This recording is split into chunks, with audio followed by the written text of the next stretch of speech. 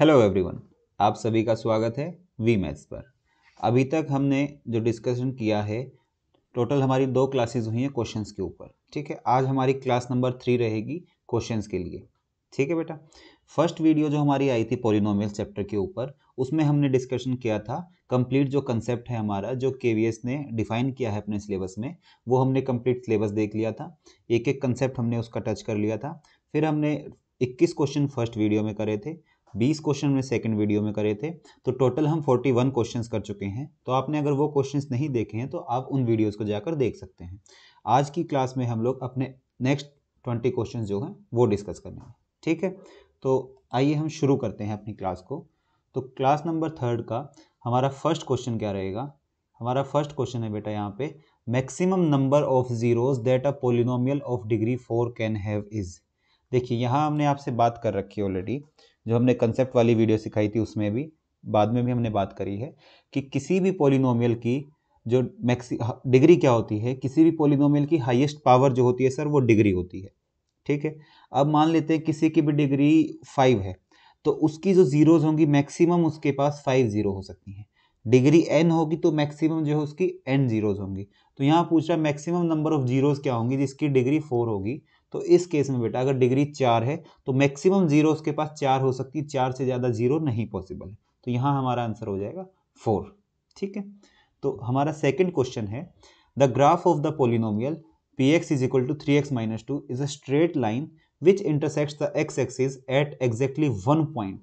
ठीक, देखिए अब px is equal to 3x minus 2 कैसा कैसा पोलिनोमियल है? तो आप कहेंगे सर डिग्री 1 है तो ये लीनियर पोलिनोमियल है। लीनियर पोलिनोमियल बेटा मैंने आपको बताया था कि जब भी एक लीनियर पोलिनोमियल होता है तो एक्स एक्सिस पर किसी एक पॉइंट पे कट करेगा, और एक्स एक्सिस पर जब इंटरसेक्ट करते हैं तो उस पॉइंट को ही हम जीरो बोलते हैं उसकी। ठीक है, पोलिनोमियल की। तो ये चीज़ तो इन्हें यहाँ बताया दी इसने कि इंटरसेक्ट करा एक्स एक्सिस पर एग्जैक्टली 1 पॉइंट। हो सकता है कई बार ये भी पूछ ले कि कितने पॉइंट पे वो करेगा, ठीक है, इंटरसेक्ट करेगा। तो वो यहाँ क्वेश्चन में दे दिया, तो पूछा है कि उसका पॉइंट जो होगा वो कौन सा होगा हमारे सामने। ठीक है, तो वो पॉइंट हमारे सामने क्या होगा, जो इसकी जीरो होगी वही हमारा पॉइंट होगा। देखिए मान लेते हैं कि हमारा एक कार्टेशियन प्लेन है, ये एक पोलिनोमियल था, मान लो ये आपका ये यहाँ पे कट कर रहा है। ठीक है, तो इस पॉइंट पे हमारा y तो जीरो होगा, x और जीरो जो है हमारा कोऑर्डिनेट्स हो जाएंगे। बाकी जब हम कोऑर्डिनेट ज्योमेट्री पढ़ेंगे तो वहां हम कंप्लीटली अच्छे से देख लेंगे। तो x एक्सिस पर y जो है जीरो होता है बेटा, y एक्सिस पर x जीरो होता है हमारा। तो देखिए पहली चीज तो y जो होगा हमारा जीरो आएगा, तो जीरो है, यहाँ जीरो है, तो हमारे b और d तो ऐसे ही एलिमिनेट हो गए बेटा। ठीक है, अगर एलिमिनेशन देखें तो बी और डी हमारे ऑलरेडी एलिमिनेट हो गए। अब इसकी जीरो कैसे निकालनी है? मैंने बताया था अगर कोई लीनियर पोलिनोमियल आपके पास ए एक्स प्लस बी, तो इसकी जीरो क्या होती है, माइनस बी बाय ए। ये आपको बताया था। आपको अगर ये भी नहीं आता तो आप एक काम करिए, 3x माइनस 2 को इक्वल टू जीरो रख दीजिए, x की वैल्यू फाइंड कर लीजिए, वही होते हैं उसकी जीरो। तो x यहाँ से क्या निकल के आ गया, -2/3, सॉरी +2/3। तो 2/3 जो है यहाँ से आपका जीरो निकल के आ गया। तो पॉइंट क्या हो जाएगा कोऑर्डिनेट, वो कोऑर्डिनेट बेटा आपका निकल के आ जाएगा 2/3, 0। ठीक है, उम्मीद करता हूँ आपको समझ आ गया होगा। अब चलते हैं next question, question number 3 number question क्या कहता है हमें, इसमें लिखा हुआ है इस फिगर में जो है नंबर ऑफ जीरोस बताइए कितने होंगे पोलिनोमियल के। तो देखिए हमने जब आपको मैंने कर्व जितनी बार डिसाइड करवाया है, कर्व मैंने आपको पढ़ाया है, तो हर बार मैं आपको एक ही चीज़ कहता हूँ कि एक कर्व जो है एक्स एक्सिस को जितनी बार इंटरसेक्ट कर रही होगी उसके उतने ही जीरोस होते हैं। तो यहाँ जीरोस पूछ रहा है, तो आप बताइए यहाँ कितनी, देखो एक बार यहाँ एक्स एक्सिस को क्रॉस कर रही है, एक बार यहाँ इंटरसेक्ट कर रही है 2, और एक बार यहाँ कर रही है, तो कितने जीरो, एक जीरो ये होगी, ये सेकंड होगी, ये थर्ड होगी। तो टोटल नंबर ऑफ जीरोज जो हो जाएंगी हमारी, वो यहाँ पे 3 जीरोज हो जाएंगी बेटा। ठीक है, सिंपल क्वेश्चन है। फिर क्वेश्चन नंबर 4 है हमारा, the graph of the polynomial ax² plus bx plus c is an upward parabola.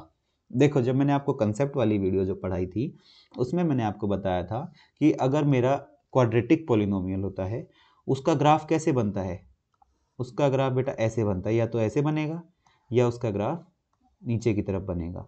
इस कर्व को हम लोग क्या कहते हैं, जो यू शेप कर्व होती है हमारी, उसको हम लोग बोलते हैं पैराबोला। ठीक है, वो पैराबोला हमारा अपवर्ड भी हो सकता है बेटा, वो पैराबोला हमारा डाउनवर्ड भी हो सकता है। ठीक है, तो उस पैराबोला को हम लोग क्या बोलेंगे, जो अपवर्ड होगा उसको अपवर्ड बोलते हैं, जो नीचे की तरफ खुलता है बेटा उसको हम लोग बोलते हैं डाउनवर्ड पैराबोला। तो सर हम ये पता कैसे लगाएंगे कि हमारा पैराबोला ऊपर की तरफ खुलेगा या नीचे की तरफ खुलेगा? ठीक है, तो वो हमारा डिसाइड कराता है बेटा जो एक्स स्क्वायर। अब क्वाड्रेटिक होने के लिए डिग्री कितनी होनी जरूरी है? तो डिग्री 2 होनी जरूरी है सर। ठीक है, जो डिसाइडिंग फैक्टर है उसको क्वाड्रेटिक बनाने के लिए, तो उसका जो कोफिशिएंट होगा ना बेटा, अब देखो टर्म जो ए एक्स स्क्वायर है इसका कोफिशिएंट क्या है? आप कहोगे सर इसका कोफिशिएंट है ए। अगर मेरा ए जो है वो ग्रेटर देन 0 होता है, अगर मेरा ए 0 से बड़ा है, मतलब क्या होगा इस चीज़ का? इसका मतलब होगा बेटा कि अगर मेरा कोफिशिएंट एक्स स्क्वायर का पॉजिटिव है तो पैराबोला कैसा होगा? ऊपर की तरफ खुलेगा। और अगर मेरा ए जो है लेस देन 0 होगा, उस केस में क्या होगा सर? तो उस केस में बेटा जो आपका पैराबोला है वो नीचे की तरफ ओपन होगा। ठीक है, वो डाउनवर्ड हो जाएगा।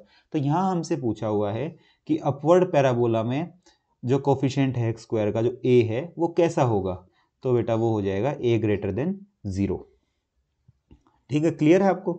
फिर नेक्स्ट क्वेश्चन पे बढ़ते हैं। देखिए नेक्स्ट क्वेश्चन जस्ट इसी का कन्वर्स डाल दिया मैंने। इसमें बोल रहा है कि डाउनवर्ड पैराबोला कब आएगा? तो डाउनवर्ड पैराबोला मैंने अभी आपको बताया कि अगर कोफिशिएंट जो है आपका जो एक्स स्क्वायर का जो कोफिशिएंट है ए, अगर ये 0 से छोटा होगा, मतलब अगर ये नेगेटिव होगा एक्स स्क्वायर का कोफिशिएंट, तो हमारा पैराबोला जो है नीचे की तरफ खुलेगा। ठीक है, तो यहाँ पे हमारा ए लेस देन 0 यहाँ पे आंसर हो जाएगा। क्वेश्चन नंबर देखिए 6 की तरफ हम लोग चलते हैं। क्वेश्चन नंबर 6 हमें बोलता है अ पॉलिनोमियल ऑफ डिग्री 3। देखिए ये भी मैं आपको कंसेप्ट वाली वीडियो में सारे क्लियर कर चुका हूँ, अभी तक आपको ये याद हो गए होंगे। मैंने अपनी कंसेप्ट वाली वीडियो में भी बोला, फर्स्ट जो हमारी क्लास आई थी उसमें भी मैंने आपसे डिस्कस किया, सेकंड क्लास में भी डिस्कस किया, आज मैं थर्ड क्लास में भी डिस्कशन कर रहा हूँ। ठीक है, आप अगर पॉलिनोमियल की जितनी सारी क्लासेस देख लेंगे तो आपको एक एक कंसेप्ट जो है वो टिप्स पे हो जाएगा, क्योंकि मैं उतनी बार उसको रिपीट कर रहा हूँ। तो मेरा रिपीट करने, कुछ बच्चे हो सकते हैं ये सोच सकते हैं कि सर बहुत बार रिपीट करें, लेकिन बेटा रिपीटेशन जितनी बार होगा, देखो कोई क्वेश्चन आ जाता है तो मैं पूरा कंसेप्ट उसका टच कर लेता हूँ। इसका बेनिफिट आप लोगों को ही है। मैं जितना बोल रहा हूँ और आप जितना सुन रहे हो ना कहीं बैक ऑफ द माइंड आपके सेव होता जा रहा है वो। अब देखिए डिग्री 3 आ गया। ठीक है, तो डिग्री 3 होगी तो पोलिनोमियल कैसा होगा? क्यूबिक हो जाएगा। ठीक है, तो इसका आंसर क्या निकल के आ जाएगा हमारा? डिग्री 3 का क्यूबिक पोलिनोमियल। तो सर लीनियर पोलिनोमियल कैसा होगा? जिसकी डिग्री बेटा 1 होगी वो लीनियर पोलिनोमियल होता है। क्वाड्रेटिक पोलिनोमियल सर जिसकी डिग्री बेटा 2 होती है उसको बोलते हैं quadratic polynomial. Cubic polynomial sir जिसकी डिग्री 3 हो जाएगी। बाई क्वाड्रेटिक जिसकी डिग्री 4 हो जाती है, लेकिन आपके जो सिलेबस में है वो डिग्री 3 तक ही है, क्यूबिक पोलिनोमियल तक ही है आपका। ठीक है, तो हम लोग नेक्स्ट क्वेश्चन पे चलते हैं। नेक्स्ट क्वेश्चन देखो हमें क्या बोलता है कि अगर अल्फा और बीटा जीरोज हैं of the polynomial x square minus 16। अब इसकी डिग्री कितनी है? 2 डिग्री है। डिग्री कितनी है? 2 है सर। तो डिग्री अगर 2 होगी तो कैसा पोलिनोमियल हो जाएगा? क्वाड्रेटिक पोलिनोमियल हो जाएगा। अब क्वाड्रेटिक पोलिनोमियल में दो जीरोज हैं अल्फा और बीटा, तो हमसे ये पूछा हुआ है कि alpha beta into alpha plus beta क्या होगा। देखिए लास्ट वीडियो अगर आपने मेरी देखी है क्लास सेकंड, उसमें मैंने डिस्कशन किया था कि क्वाड्रेटिक पोलिनोमियल को हम कैसे लिख देते हैं? X square minus sum of zeros into x plus product of zeros. अब अगर मैं इसको कंपेयर करूं, ये मेरे सामने लिखा हुआ एक्स स्क्वायर माइनस 16, तो देखो एक्स स्क्वायर यहाँ भी है यहाँ भी है, यहाँ देखिए 16 है, यहाँ कांस्टेंट टर्म में क्या है? अल्फा बीटा है, तो मतलब कि अल्फा बीटा की वैल्यू तो मेरे पास माइनस 16 आ गई। ठीक है, लेकिन यहाँ एक्स की टर्म के साथ अल्फा प्लस बीटा है। क्या एक्स स्क्वायर माइनस 16 में आपको एक्स की टर्म दिख रही है? तो आप में से हर कोई बच्चा बोलेगा नहीं सर मुझे नहीं दिख रही है। तो अगर एक्स की टर्म दिख नहीं रही है उसका क्या मतलब होगा? कि उसके साथ वाला कोफिशिएंट जो है वो सर जीरो होगा, जिसने पूरी टर्म को ही जीरो बना दिया होगा। तो इसका मतलब यहाँ से हमारा निकल के आया है कि अल्फा प्लस बीटा की वैल्यू हमारी जीरो है सर। अब अगर अल्फा बीटा जो है माइनस 16 है, इसका मैं प्रोडक्ट करवाऊँ जीरो से, तो किसी भी चीज़ को जीरो से अगर हम लोग मल्टीप्लाई कराते हैं तो हमारा आंसर निकल के आता है जीरो। तो यहाँ जो हमारा जो आंसर आ जाएगा वो बेटा जीरो निकल के आ जाएगा। तो सिंपल क्वेश्चन था ये। ठीक है, नेक्स्ट क्वेश्चन देखते हैं, क्वेश्चन नंबर 8। इसमें हमें बोला गया है if alpha and 1 by alpha are the zeros of the polynomial a x square plus b x plus c, तो वैल्यू ऑफ सी बताइए आप क्या होगा। ठीक है, देखो आपको एक जीरो दे दी अल्फा, एक जीरो दे दी 1 अपॉन अल्फा। ठीक है, अब मुझे यहाँ से देखो, मेरे को मैंने क्या बताया आपको, जो कंसेप्ट वाली वीडियो है हमारी, हमने उसमें डिस्कस किया था कि जीरोज की जो रिलेशन होती है, रिलेशनशिप होती है जो जीरो की क्वाड्रेटिक के साथ, देखो कैसे होती है। हमें दो चीज़ पता है कि अल्फा प्लस बीटा अगर होगा तो वो माइनस बी बाई ए के बराबर होगा, ठीक है। और हमारा अल्फा इंटू बीटा जो होगा, अगर दो जीरो है, वो सी बाई ए के बराबर होगा। यहाँ हमें दो जीरो क्या दे दी बेटा, अल्फा और वन बाई अल्फा। तो अगर मैं अल्फा और वन बाई अल्फा को प्रोडक्ट ले लूँ दोनों जीरो का, तो मेरा क्या प्रोडक्ट, देखो मैं इंक चेंज कर देता हूँ, तो मेरा प्रोडक्ट आएगा alpha into one by alpha, किसके बराबर आ जाएगा सर, सी बाई ए के बराबर आ जाएगा। तो अल्फा से अल्फा कैंसिल हुआ, तो यहाँ से क्या आ जाएगा मेरा, सी बराबर में ए, मतलब सी इक्वल टू ए, आंसर मेरा आ गया। तो वैल्यू ऑफ सी पूछिए, तो सी की वैल्यू कितनी निकल के आई बेटा मेरी, यहाँ पे सी की वैल्यू मेरी निकल के आ गई ए के बराबर। तो यहाँ जो है हमारा आंसर हो जाएगा ऑप्शन नंबर बी, ठीक है। उम्मीद करता हूँ आपको ये समझ आ गया होगा। नेक्स्ट क्वेश्चन पे हम लोग बढ़ते हैं, क्वेश्चन नंबर 9 पे। क्वेश्चन नंबर 9 हमें क्या कहता है, zeros of the polynomial x square minus 11 are, कि एक्स स्क्वायर माइनस 11 है तो इसकी जीरोज क्या होंगी। तो देखिए, अगर एक्स स्क्वायर माइनस 11 है, इसकी जीरोज है, तो इसको इक्वल टू जीरो डाल दो। अब एक्स स्क्वायर की वैल्यू कितनी हो जाएगी, इधर जाके 11 हो जाएगी। अब इसका जब स्क्वायर रूट लेंगे तो x is equal to plus minus under root 11, ये हमारी जीरो हो जाएंगी। तो एक रूट हमारी आ जाएगी माइनस में अंडर रूट 11, एक आ जाएगी पॉजिटिव अंडर रूट 11। तो ऑप्शंस में देखिए, plus minus under root 17, plus minus under root 3, zero और नन। तो देखो ये हमारा हो नहीं सकता, ये हमारा हो नहीं सकता, जीरो हमारा हो नहीं सकता, तो हमारा नन जो है इस केस में आंसर ठीक हो जाएगा, ठीक है। नेक्स्ट क्वेश्चन पे हम लोग बढ़ते हैं, क्वेश्चन नंबर 10th क्वेश्चन हमें कहता है कि अल्फा बीटा गामा जीरोज हैं क्यूबिक पोलिन। देखिए बेटा, ये रिलेशनशिप भी हमने डिस्कस किया था अपनी कंसेप्ट वाली वीडियो में। अगर आपने अभी तक कंसेप्ट वाली वीडियो नहीं देखी है तो आप एक बार वो वीडियो जाके जरूर देख लीजिए अच्छे से।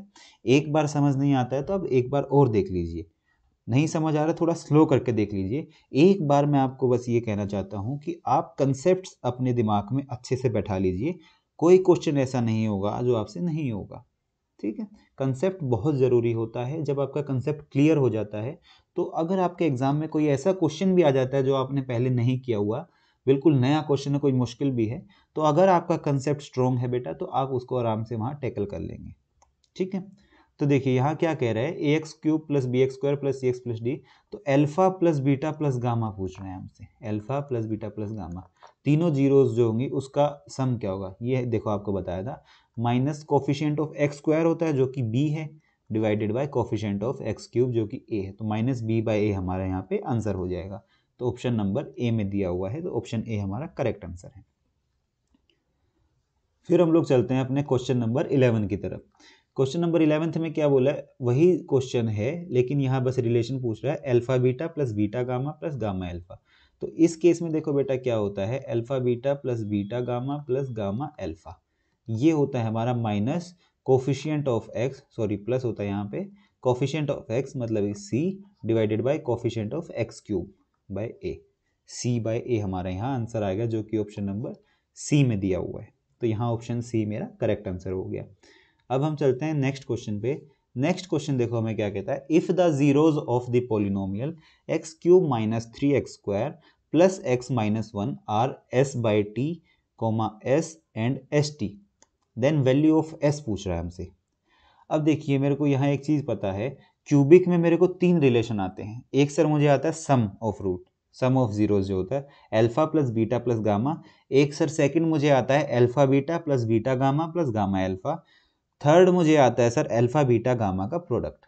तो अगर मैं यहाँ पे अल्फा बीटा गामा का प्रोडक्ट लगा दूँ तो alpha into beta into gamma मेरा क्या होगा, मेरा होता है sir minus constant term divided by, यहाँ आता है सर मेरा कोफिशिएंट ऑफ एक्स क्यूब, ये बेटा मेरा होता है, ठीक है। तो अगर यहाँ देखो तीनों जीरो का प्रोडक्ट करूँ, S divided by T into S T, ठीक है, इज इक्वल टू कितना हो जाएगा, माइनस और माइनस 1 दिया हुआ है divided by coefficient of x cube कितना है 1।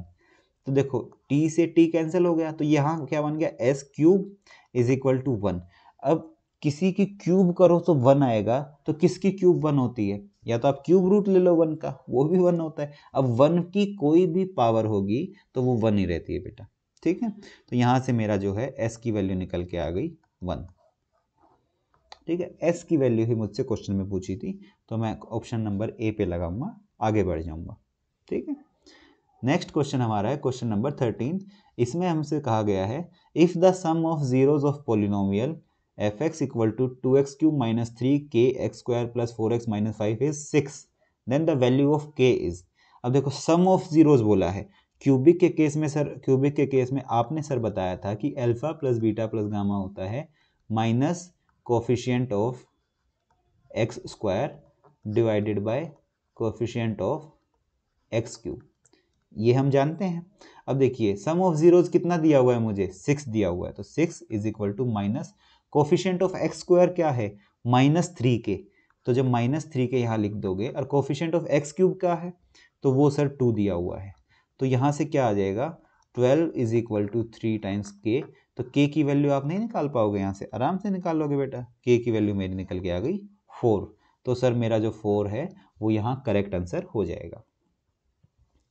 ठीक है अब देखिए क्वेश्चन नंबर 14 हम पहुंच चुके हैं।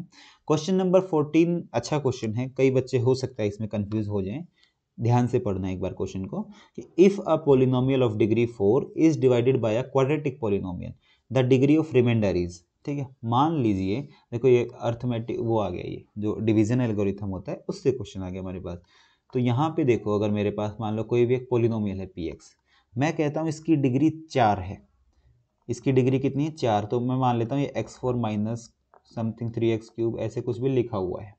इसको अगर मैं एक किसी भी उससे डिवाइड करता हूँ, मान लो डिवीजर से, तो ये मैंने यहाँ इसको किसी चीज़ से डिवाइड कर दिया, मान लो मैंने इसको x+1 से डिवाइड कर दिया।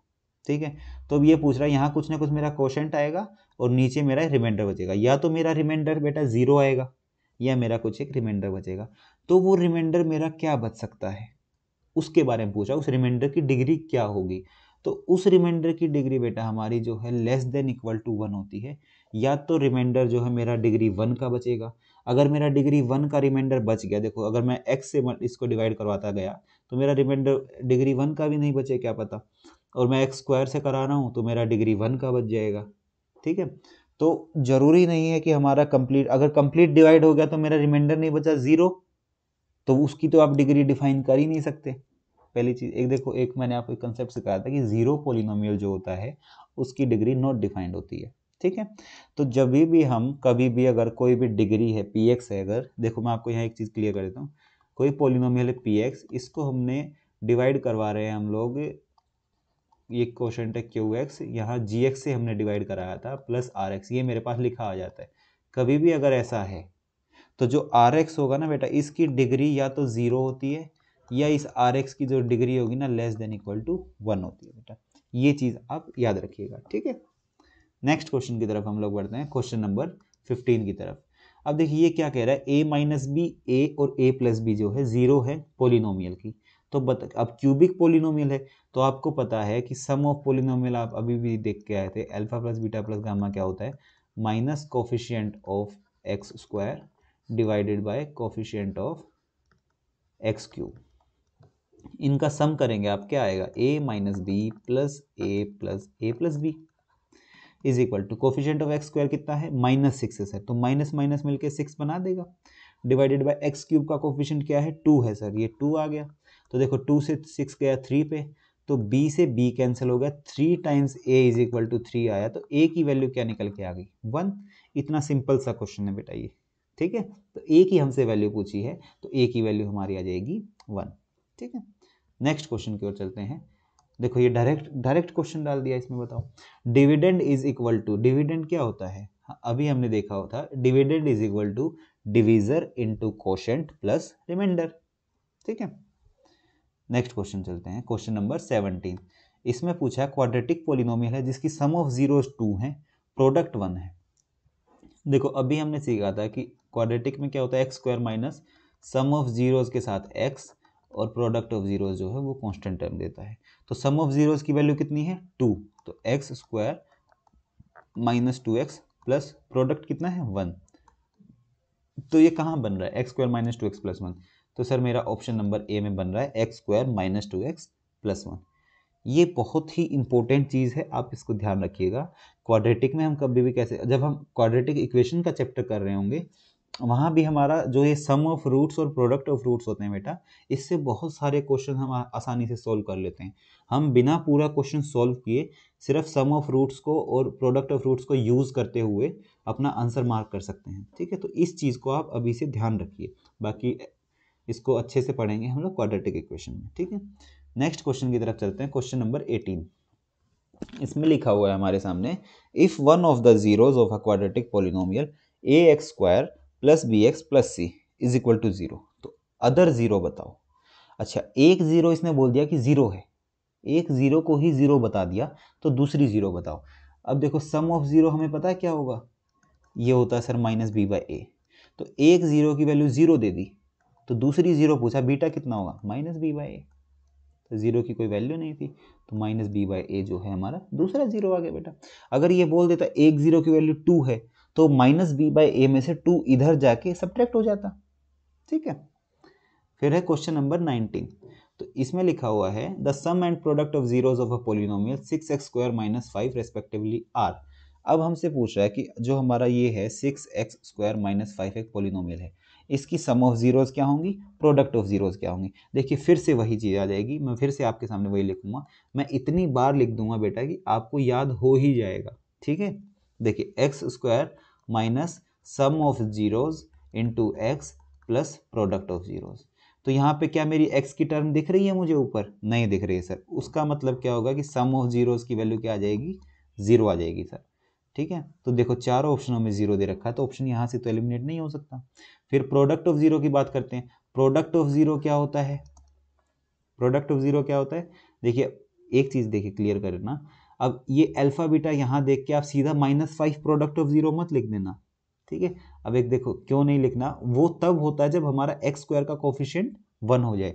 या तो आप यहाँ कोफिशिएंट को 1 बनाओ तो आप क्या बोलोगे, x² माइनस 5/6 हो गया सर ये। तब तो आप कह सकते हो कि अल्फा बीटा की वैल्यू -5/6 है। ये चीज आप जरूर ध्यान रखना, यही चीज मैंने बतानी थी आपको, इसलिए मैंने क्वेश्चन भी डाला हुआ इधर कि अल्फा बीटा सिर्फ पीछे का देख के ये मत कहना कि यही प्रोडक्ट ऑफ रूट्स होता है। वो प्रोडक्ट ऑफ रूट्स तब होगा जब हमारा x² का कोफिशिएंट 1 हो जाएगा। नहीं तो हम इसको ऐसे भी देखो पता लगा सकते हैं, हमें पता है कि जनरल फॉर्म होती है ax² plus bx plus c। तो प्रोडक्ट ऑफ रूट हमारा क्या होता है, प्लस में c बाय ए। तो c की वैल्यू क्या है ऊपर, -5, a की वैल्यू क्या है 6, देखो यहाँ से भी -5/6 आया। ठीक है, तो हमारा 0 और -5/6 जो कि ऑप्शन नंबर डी में दिया हुआ है, ये हमारा करेक्ट आंसर हो जाएगा बेटा यहाँ पे। अब चलते हैं, आज का हमारा लास्ट क्वेश्चन है, क्वेश्चन नंबर 20।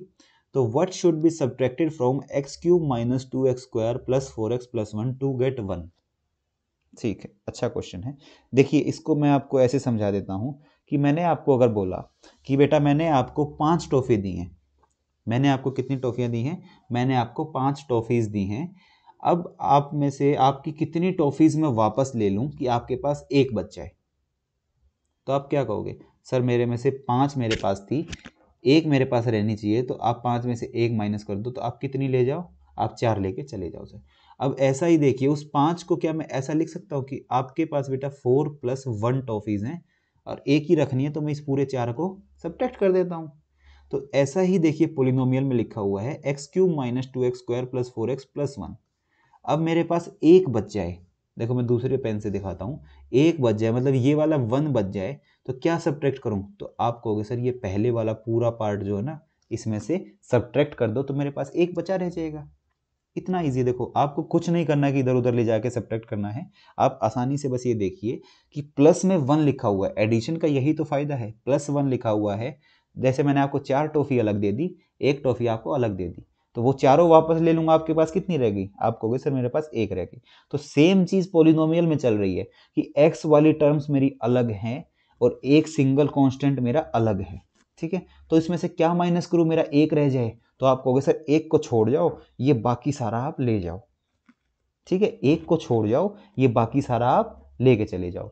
तो हमने एक छोड़ दिया बेटा यहाँ पे, और हम ये बाकी सारा ले आएंगे, मतलब x³ minus 2x² plus 4x को सब्ट्रैक्ट कर देंगे, तो तभी तो 1 बच जाएगा, तो जो कि हमारा ऑप्शन नंबर ए में दिया हुआ है, ये हमारा करेक्ट आंसर हो जाएगा।